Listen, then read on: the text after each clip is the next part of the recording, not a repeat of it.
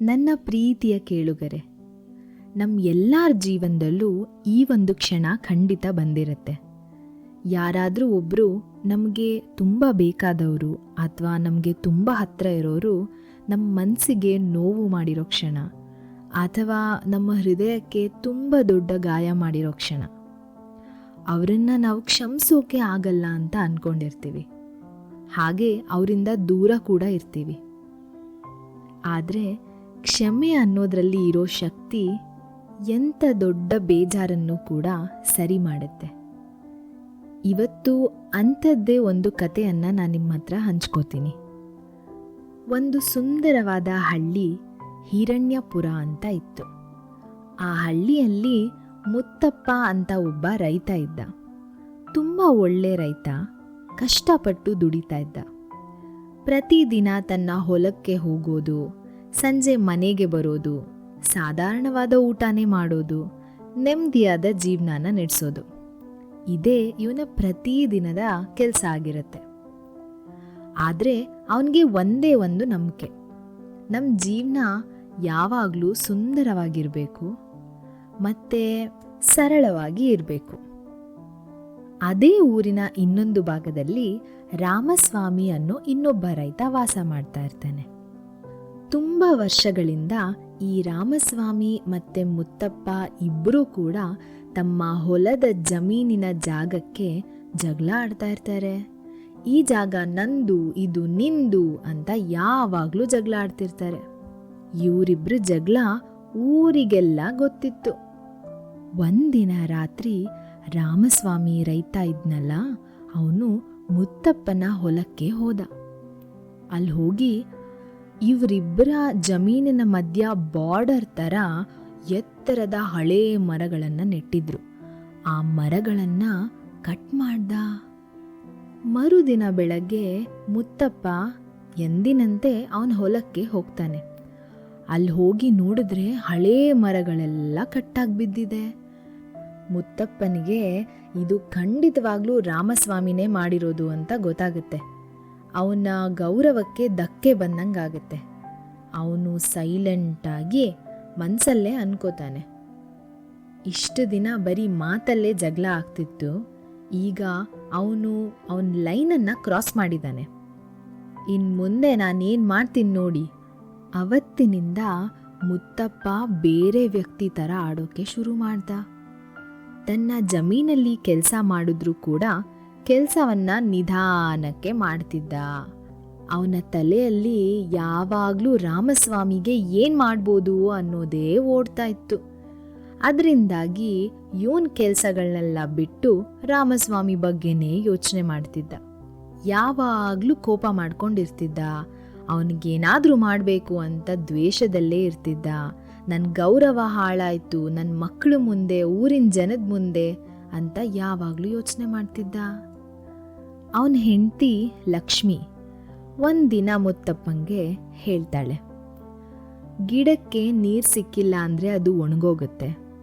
ಅದೇ ರೀತಿ ಮನಸ್ಸಲ್ಲಿ, ಹೃದಯದಲ್ಲಿ ಇಷ್ಟೊಂದು ಕೋಪ ಇಟ್ಕೊಂಡ್ರೆ ಅದು ಕೂಡ ನೊಂದು ಹೋಗುತ್ತೆ ಅಂತ ಹೇಳ್ತಾಳೆ. ಅವಳ ಮಾತನ್ನು ಕೂಡ ಮುತ್ತಪ್ಪ ತಲೆಗೆ ಹಾಕೊಳ್ಳಿಲ್ಲ. ಆ ಹಳ್ಳಿಯಲ್ಲಿ ಒಬ್ಬರು ಹಿರಿಯರಿದ್ರು.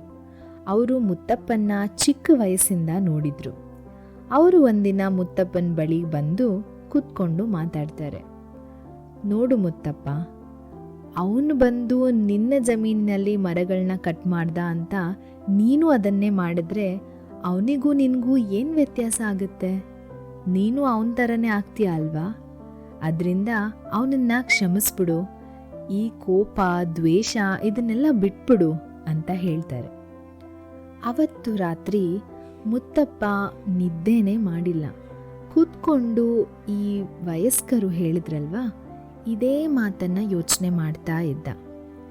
ಕ್ಷಮಿಸೋದು ಒಂದು ದೌರ್ಬಲ್ಯ ಅಲ್ಲ, ಅದು ಒಂದು ಶಕ್ತಿ. ಸರಿ ಆಯಿತು, ನಾನು ಅವನ್ನ ಕ್ಷಮಿಸ್ತೀನಿ ಅಂತ ನಿರ್ಧಾರ ಮಾಡ್ದ. ಮರುದಿನ ಬೆಳಗ್ಗೆ ಮುತ್ತಪ್ಪ ರಾಮಸ್ವಾಮಿ ಮನೆಗೆ ನೆಡ್ಕೊಂಡು ಹೋದ. ಮನೆ ಬಾಗ್ಲತ್ರ ನಿಂತ್ಕೊಂಡ. ಮುತ್ತಪ್ಪನ ನೋಡಿದ ರಾಮಸ್ವಾಮಿ, ಇವನ್ ಯಾಕಿಲ್ ಬಂದ ಅಂತ ಮೌನದಿಂದ ಅವನನ್ನೇ ನೋಡ್ತಿದ್ದ.